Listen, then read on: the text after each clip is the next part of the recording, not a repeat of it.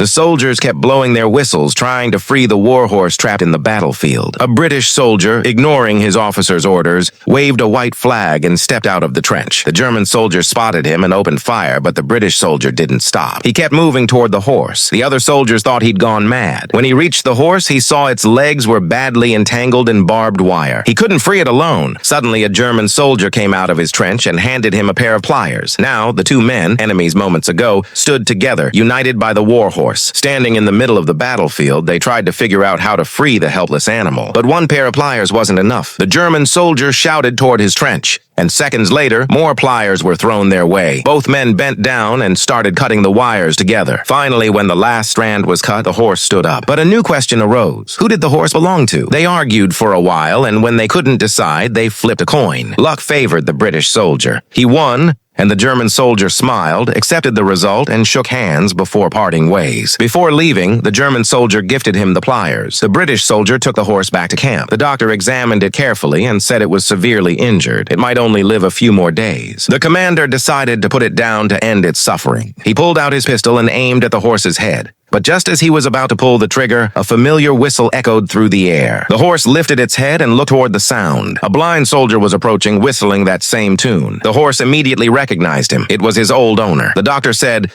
"This horse is too injured. It must be put down." But the young man refused. "This is my horse," he said, and began describing it in detail. White markings on all four legs and a diamond-shaped mark on its forehead. No one believed him. They thought it couldn't be the same horse. Then a soldier brought a bucket of water and poured it on the horse's legs. The white markings appeared, stunning everyone. The doctor took a cloth from his pocket and wiped the horse's forehead, revealing the bright diamond-shaped mark. Years ago, that same young man had been forced to sell his beloved horse to the army for just $30. It broke his heart, but he had no other choice. This time, however, he had finally saved his horse. And now, I want to ask you one question. What's your favorite animal? Which one would you